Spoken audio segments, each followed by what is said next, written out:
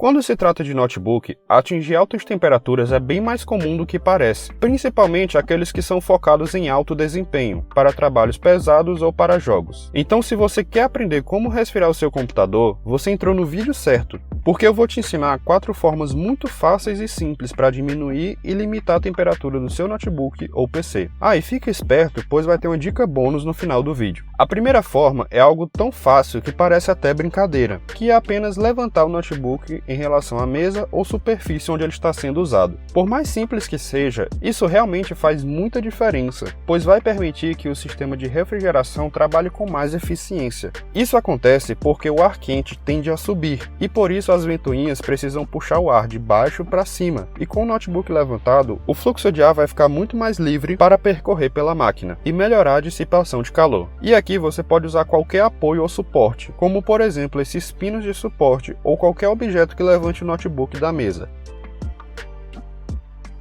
Eu uso esse suporte dobrável, pois como eu costumo sair com o notebook, fica fácil de guardar na mochila. E você também pode usar uma base ventilada, que vai auxiliar ainda mais na refrigeração. E eu recomendo que você nunca use o notebook em cima da cama ou qualquer outro tecido, pois o efeito vai ser o contrário e vai fazer a máquina esquentar muito mais do que o normal.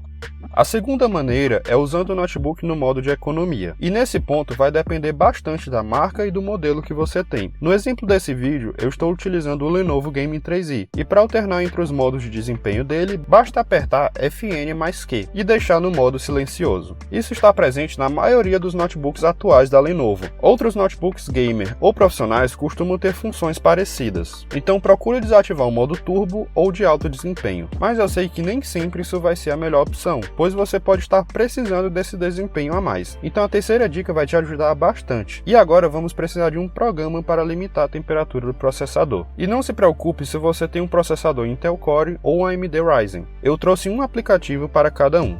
Para os processadores Intel, você vai utilizar o Throttle Stop. Basta pesquisar no Google, baixar pelo site oficial da Tech Power Up e após o download é só instalar e abrir o programa. E agora tome muito cuidado. Note que o próprio aplicativo dá um aviso, alertando que é possível alterar o funcionamento do computador, e se você não souber no que está mexendo, pode danificar a sua máquina. Faça o uso por sua conta e risco, mas acompanha comigo que você vai ver que é muito fácil e não tem segredo. Abrindo o programa, é só clicar em Options, e o único parâmetro que a gente vai usar é o Proc Hot Offset. Aqui, basicamente, você vai colocar quantos graus ele vai tirar da temperatura limite do seu processador. É só marcar a caixinha e digitar a quantidade. O limite vai variar de um processador para outro, e arrastando essa janela para o lado, você pode verificar a temperatura limite com o Proc Hot Offset já aplicado. Eu recomendo deixar o limite entre 80 e 85 graus. Assim que você achar o Proc Hot ideal para sua máquina, marque essas caixinhas para evitar que o aplicativo seja fechado por engano. E uma dica aqui é fixar esse programa na barra de tarefas. Assim, toda vez que você precisar usar, você já abre por aqui mesmo.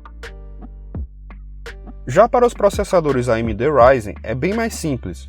Procure pelo Ryzen Controller, entre no site oficial, faça o download e instale o aplicativo. Ao abrir, a primeira opção já é a que precisamos. Basta marcar essa caixa e escolher a temperatura limite desejada. Recomendo deixar entre 80 e 85 graus. E eu vou repetir o mesmo aviso do outro aplicativo. Não mexa nas outras opções, principalmente se você não sabe o que está fazendo, pois você pode danificar o seu computador. Faça o uso por sua conta e risco. E agora que você já definiu a temperatura limite, marque essas caixas para evitar que o programa seja fechado por engano e deixar que ele inicie toda vez que você ligar o computador. A quarta dica é fazer uma limpeza geral no seu notebook, pois se nenhum dos passos anteriores resolver o seu problema, há a possibilidade de ter sujeira atrapalhando o sistema de resfriamento e impedindo que ele funcione corretamente. Se você não sabe como fazer esse procedimento, procure um profissional para fazê-lo. A quinta dica é que você se inscreva aqui no canal, pois assim você vai estar sempre atualizado com dicas e análises sobre tecnologia. E agora vem a dica bônus que eu prometi e que eu vejo pouca gente falando sobre isso, que é basicamente travar o FPS. Por mais satisfatório que seja monitorar seus jogos e ver o seu PC cuspindo centenas de quadros por segundo na sua tela, você precisa considerar alguns fatores. O primeiro é que se o seu monitor não tem uma taxa de atualização tão alta,